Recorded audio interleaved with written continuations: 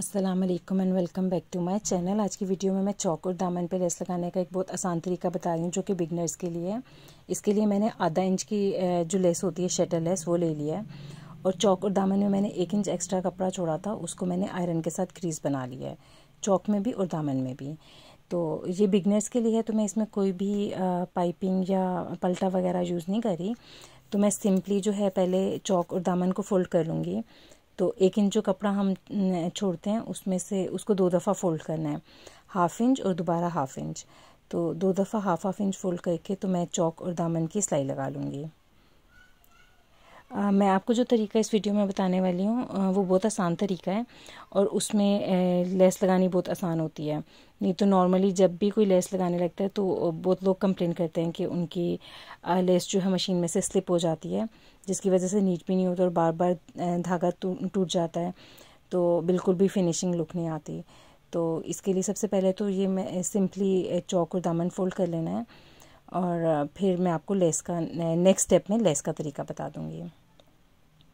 इधर भी मैंने जो है सिंपल ऐसे ही टर्न कर लिया, ये नहीं कि मैं पहले सिर्फ चौक दोनों फोल्ड कर लूँ और फिर मैं बाद में दामन की सिलाई लगाऊँ, तो वो कॉर्नर में एक क्रॉस सा बन जाता है जो कि नीट नहीं लगता। तो जहाँ पे चौक ख़त्म हो रहा है वहीं से दामन को फोल्ड करना है, तो बहुत नीट लुक आती है। तो ये अब मैंने फर्स्ट स्टेप में चौक और दामन दोनों को सिलाई कर लिया है। तो अब नेक्स्ट में मैं इसमें लेस लगाऊंगी। नॉर्मली जब हम लेस लगाते हैं तो हम लोग कपड़े को मशीन के बाहर की तरफ रखते हैं, लेकिन इसमें हमने कपड़े को मशीन के अंदर की तरफ रखना है।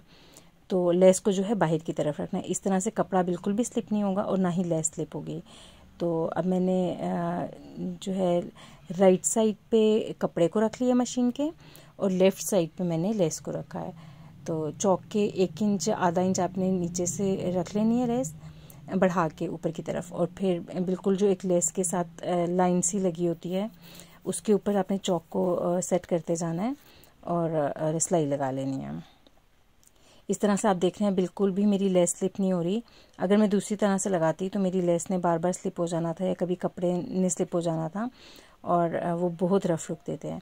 अब मैंने यहाँ पे अच्छे से कॉर्नर बना लेना है और फिर इसी तरह से मैं दामन में भी लगाऊंगी और फिर फ्रंट साइड पे लगाने के बाद बैक साइड पे भी बिल्कुल इसी तरह से मैं लेस अटैच कर लूँगी। यहाँ पे कॉर्नर को मैं बहुत अच्छे से बनाना, थोड़ा सा एक डायगोनल सा कर्व देना होता है लेस में, और फिर वहाँ पे नीडल को नीचे रखते हुए मैंने कपड़े को लेस को घुमाना है। अगर नीडल ऊपर की तरफ होगी तो लेस या कपड़ा जो है वो एडजस्ट नहीं होगा। तो इसी तरह से अब ये जो सीधी लाइन होती है लेस के ऊपर, उसके ऊपर मैं कमीज़ को सेट करते जा रही हूँ। अब यहाँ पे आप दोबारा कॉर्नर देख लें बहुत अच्छे से कि एक छोटा सा जो है फोल्ड करना होता है और उसके ऊपर जो है शर्ट को सेट कर देना है।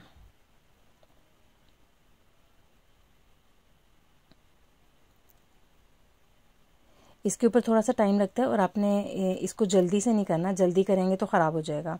अच्छे से कॉर्नर सेट करके तो फिर शर्ट का कॉर्नर उस पर रख के तो आपने सिलाई लगा लेनी है।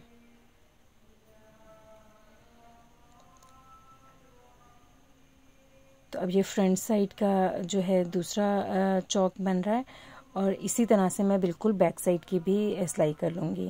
ये बहुत ही आसान तरीका है। अगर इसमें इसके बाद मैं आपको पाइपिंग से लगाना भी बताऊंगी, वो भी बहुत, और गुम सिलाई से भी जो लेस लगती है, लेकिन बिगनर्स के लिए वो थोड़ा सा मुश्किल तरीका होता है। तो बिगनर्स के लिए, क्योंकि आजकल चौक और दामन पे बहुत डिज़ाइनिंग चल रही है, तो जिन लोगों को बिल्कुल भी ज़्यादा सिलाई नहीं आती वो इस तरह से आराम से लेस लगा सकते हैं।